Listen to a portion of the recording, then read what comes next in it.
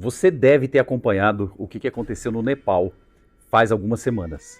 Houve uma grande revolução, na verdade para os padrões deles, que há muito tempo viviam num país com uma certa estabilidade política, no entanto com algumas pressões políticas muito fortes também. Nas últimas semanas, o governo, e um governo de uma linha muito dura, determinou algumas coisas importantes, por exemplo, na regulação dos meios de comunicação, e exigiu que todas as empresas de internet, principalmente as redes sociais, fizessem uma espécie de um cadastro no governo, no Ministério das Comunicações, o equivalente a isso. E elas só poderiam operar a partir daquele momento se tivessem esse cadastro. E o que aconteceu? Grande parte dessas empresas não teve tempo, porque o governo determinou ali praticamente uma semana para que isso fosse feito. A única empresa que conseguiu cumprir todas as regras, se cadastrar e colocar um representante local, inclusive uma pessoa física local ali, um advogado, um procurador que cuidasse disso, foi o TikTok.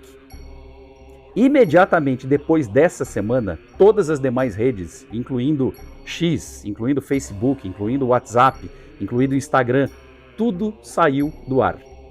Vocês imaginam qual foi a revolta da população?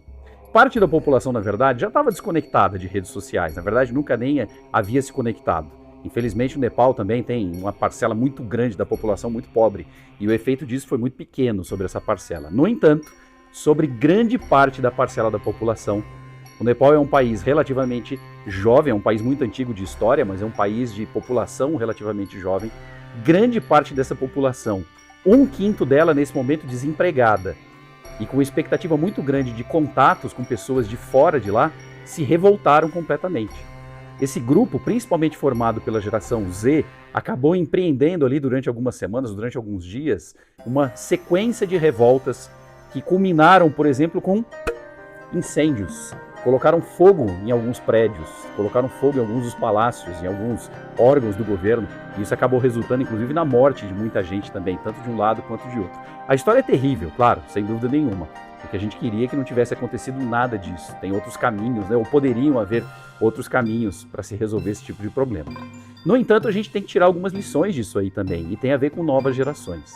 A primeira coisa muito importante: os jornalistas, analistas políticos, sociólogos já começam a apontar que essa foi uma revolução, se é que a gente pode chamar de revolução, ou pelo menos uma revolta localizada ali, a partir de núcleos separados, núcleos descentralizados, coletivos, formados basicamente por geração Z.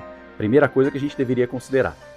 Segunda coisa importante para se considerar nessa situação específica: nenhuma rede social estava funcionando. O poder de mobilização foi através de uma delas.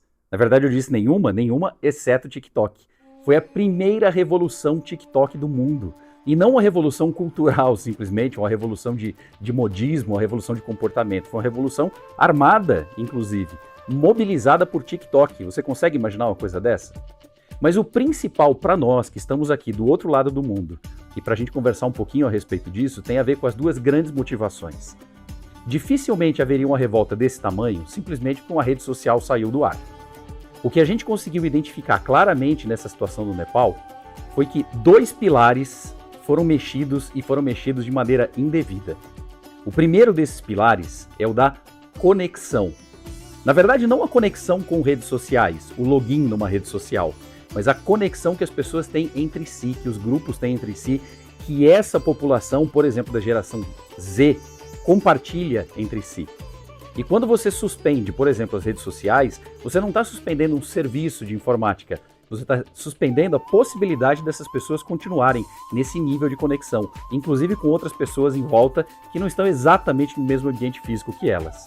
Isso não poderia ter sido mexido, e isso foi tirado delas. Isso desperta uma revolta muito grande. E a segunda coisa, que também começa com C, é uma questão de coerência ou justiça. Uma das características mais fortes da geração Z é o sentimento de justiça, é o senso de justiça. E o senso de justiça na geração Z tem a ver com coerência. Um país todo passando dificuldade, uma população jovem da geração Z, 1 a cada 5, 1 a cada 4 desempregados, sem expectativas de trabalho, sem expectativas de emprego, sem expectativa de acesso à tecnologia, e de repente eles começaram a ver, sabe o quê? Em redes sociais, a ostentação dos filhos da classe política, jovens como eles, da geração Z também, mas conhecidos como Nepo Babies ou Nepo Kids. E aí se mostrando em redes sociais, com roupas de marca, com lugares fantásticos, com viagens internacionais. Vocês imaginam a sensação de injustiça, de incoerência. Os políticos que deveriam estar cuidando do povo, para melhorar a vida do povo, de repente estão financiando que seus próprios filhos, também da geração Z, tivessem uma vida absolutamente irreal em comparação com o restante da população de geração Z do país. Isso leva a um senso de incoerência, portanto de injustiça. Falta de conexão e falta de coerência são duas coisas que podem estar acontecendo dentro da nossa empresa agora. E às vezes a gente não sabe por que a gente está perdendo a geração Z. Quando a gente diz de perdendo a geração Z no ambiente de trabalho, fica aquela coisa, mas eles não estão preparados, eles não têm maturidade, eles não vieram prontos para trabalhar, não têm engajamento.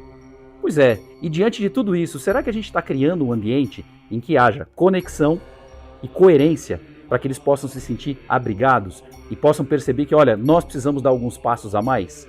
Ou de repente eles estão na defensiva, porque eles não encontram nem conexão e nem coerência em muito do que a gente faz dentro das nossas organizações. Esse é um grande desafio para a gente, você percebe? E esse é um dos temas que a gente deveria estar discutindo mais, a respeito de receber, atrair talentos, reter talentos e desenvolver talentos da geração Z. Afinal de contas, nós precisamos muito deles. E eles precisam de um bom ambiente para se desenvolver também. Quer conversar mais a respeito disso? Vai ser um prazer enorme. Vamos manter contato através das redes sociais, através dos canais de contato aqui e através de encontros presenciais também. Vai ser muito bom.